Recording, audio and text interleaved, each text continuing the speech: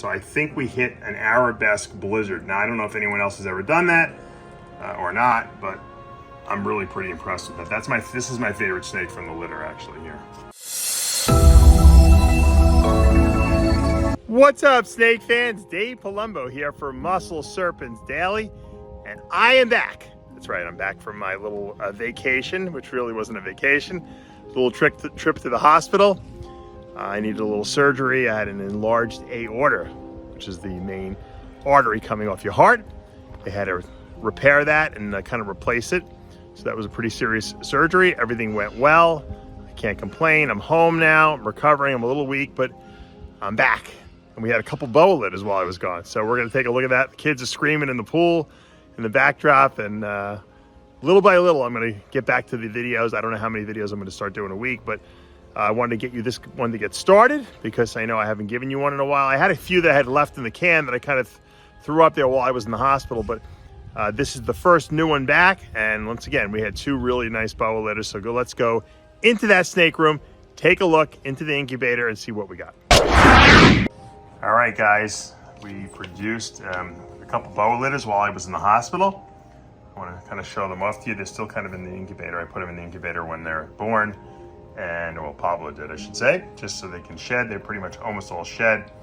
This was a blue line SUNGLOW. So you know my SUNGLOW has saturated with blue. And I bred it to a MOTLEY SUNGLOW AZTEC, all sharp line.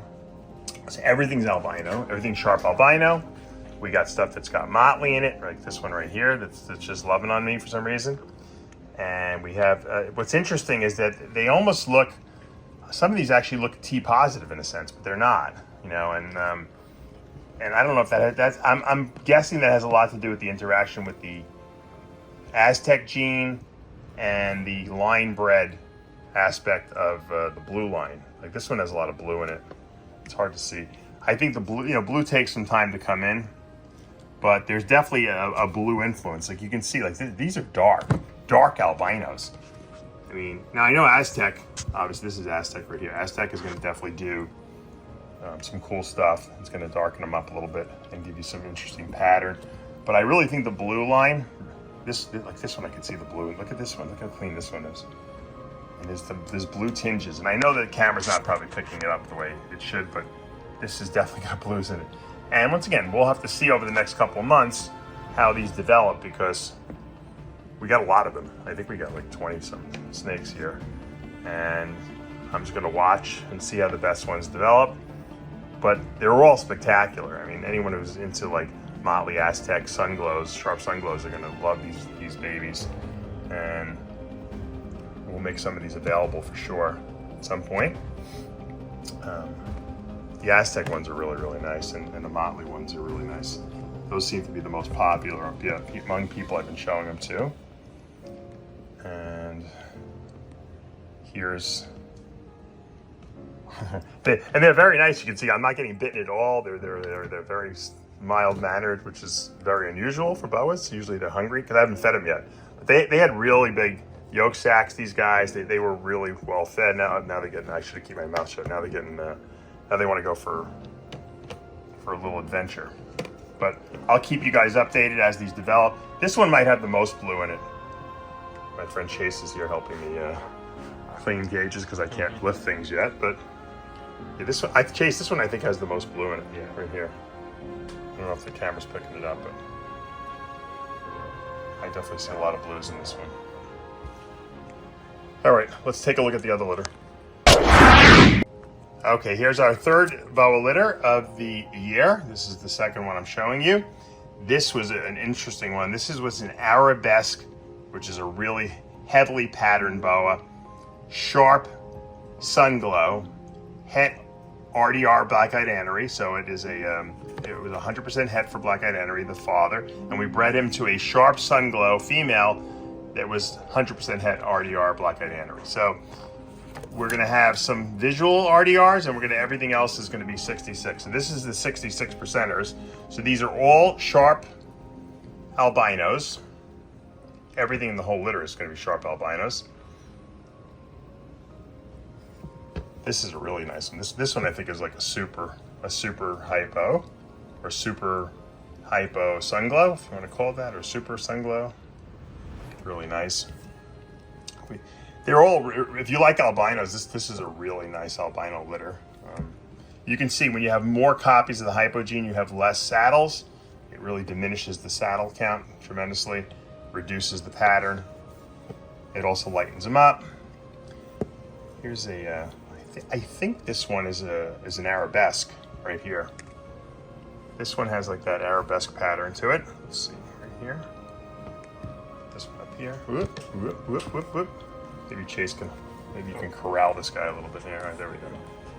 Okay, this has got that arabesque-ish look to it, so this is probably a sharp Sunglow arabesque. I think if it didn't have the hypo gene, I think you'd see more of the arabesque pattern, but I think it's because you got a copy of hypo in here, and that's kind of unraveling it a little bit. Really nice. All right, so these are really nice in and of themselves, but I want to show you the other container, which contains something that I really, it's got some great stuff in there. Okay, now these haven't all shed, but as you can see, we've hit some pretty cool stuff. Now these all white ones, these are what we call super hypo blizzards. So they're super hypo, which erases all the pattern. They're sharp albino, and they're visual RDR black-eyed anery, which removes not only red, but it removes yellow. So they will never ever yellow. These will be the whitest snakes. They will stay snow white like this their whole entire life. They will never ever yellow. I have some that are adults. They look just like this. Absolutely beautiful. If you like a white snake with not a single spot anywhere on it, these super hypo blizzards are the way to go.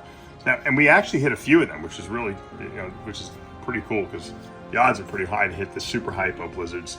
And we hit, there's two of them right there. And I think we have a third one, right, Chase? Yeah, that's the brightest.